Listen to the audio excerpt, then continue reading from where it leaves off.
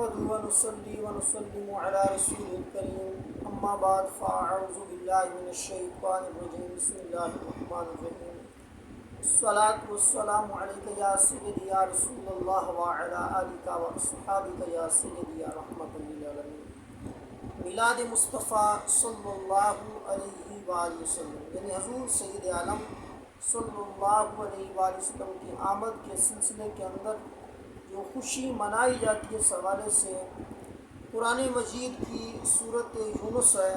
آیت نمبر 11واں پارہ ہے، آیت نمبر اس کی ہے 58 اللہ تبارک و تعالیٰ کا فرمان ہے قل بفضل اللہ وبرحمتہ فبذالک فلیفرحوا هو خیر مما یجمعون۔ اے پیارے محبوب صلی اللہ علیہ وآلہ وسلم، بفضل اللہ، اللہ تبارک، آپ ان لوگوں سے فرما دیجئے بفضل اللہ، اللہ کے فضل کے ملنے پر، وبرحمتہ، اور اللہ تبارک و تعالیٰ کی رحمت کے ملنے پر، فبذالک، ان چیزوں کے ملنے پر، ان چیزوں کے حاصل ہونے پر، اللہ تبارک و تعالیٰ نے محبوب علیہ السلام کو فرمایا امت کو یہ پیغام دے دیں فلیفرحوا، امت کو چاہیے کہ وہ خوشیاں منائیں،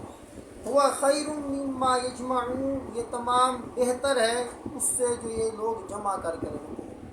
اب اس آیت کریمہ کے اندر اللہ تبارک و تعالیٰ نے فرمایا جب فضل مل جائے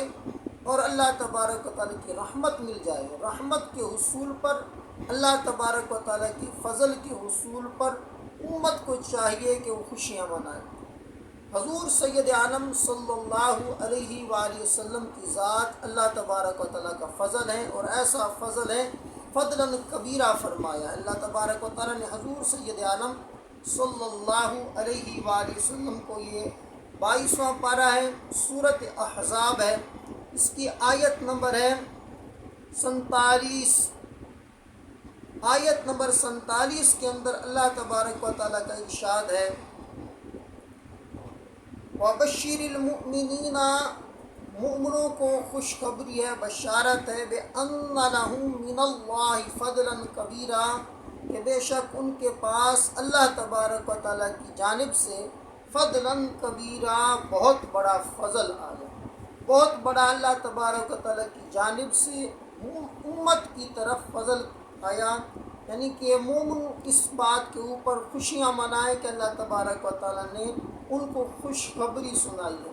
فضل کے ملنے پر خوشی ہے، اور اللہ تبارک و تعالیٰ کی رحمت کے ملنے پر بھی خوشی ہے۔ حضور سید عالم صلی اللہ علیہ وآلہ وسلم کو اللہ تبارک و تعالیٰ نے فرمایا وَمَا أَرْسَلْنَاكَ إِلَّا رَحْمَةً لِّلْعَالَمِينَ، سورۃ انبیاء ہے، 17واں پارہ ہے، اس کی آیت نمبر ہے 107۔ اللہ تبارک و تعالیٰ کا ارشاد ہے وَمَا أَرْسَلْنَاكَ إِلَّا رَحْمَةً لِّلْعَالَمِينَ، اے پیارے محبوب، ہم نے آپ کو نہیں بھیجا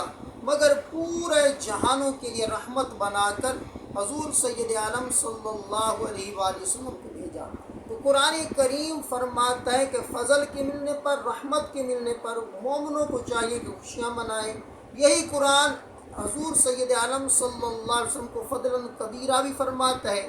یہی قرآن حضور سید عالم صلی اللہ علیہ وآلہ وسلم کو وَمَا أَرْسَلْنَاكَ رَحْمَةً لِّلْعَالَمِينَ فرماتا ہے کہ ان کے ملنے پر مومنوں کو چاہیے کہ خوشیاں منائیں۔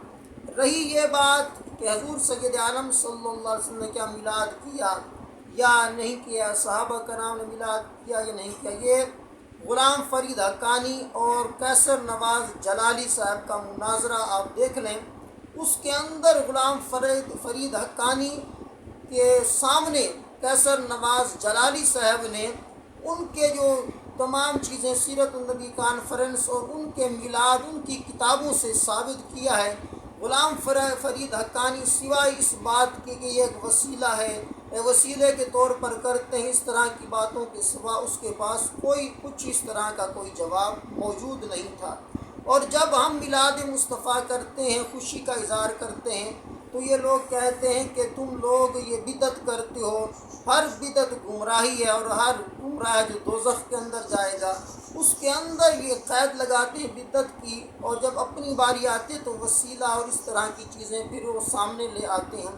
تو ایک معیار ایک ہونا چاہیے، طریقہ کار ایک ہونا چاہیے۔ جو دوسروں کے متعلق یہ فتویٰ لگایا جاتا ہے خود بھی اس سے پھر پرہیز کرنا چاہیے، یا اگر اس سے پرہیز نہیں کر سکتے تو پھر یہ بدعت کی دو قسمیں ہیں، بدعت حسنہ اور بدعت سیئہ، کہ اچھی بدعت اور بری بدعت، پھر ان کو تقسیم جو علماء کرام نے کیا ہے پھر ان کو پھر بیان کرنا چاہیے۔ وہاں تو صرف ایک ہی نظریہ دیتے ہیں کہ بدعت حسنہ کوئی ہوتی نہیں ہے، بدعت سیئہ ہوتی ہے، ہر بدعت گمراہی ہوتی ہے، بری ہوتی ہے۔ اور جب اپنی باری آتی ہے سیرت النبی کانفرنس، اس طرح کی چیزیں جب ان کے سامنے بیان کی جاتی ہیں تو پھر ایک وسیلہ اس کے اندر نکال کے یہ اسباب ہے، اس طرح کی چیزیں وہ سامنے لے آتے ہیں، حالانکہ اس حدیث پاک کے اندر کوئی اس طرح کے وسیلے کی ذکر نہیں کہ جس کے اندر آیا حضور سید عالم صلی اللہ علیہ وسلم فرمائے ہر بدعت گمراہی ہوتی ہے، ہر گمراہ دوزخ کے اندر جائے گا۔ اس کے اندر کوئی اس طرح کے استثناء نہیں کیا گیا، جو وسیلہ ہوگا اس کو رعایت دی جائے گی اور دوسرے کو صرف۔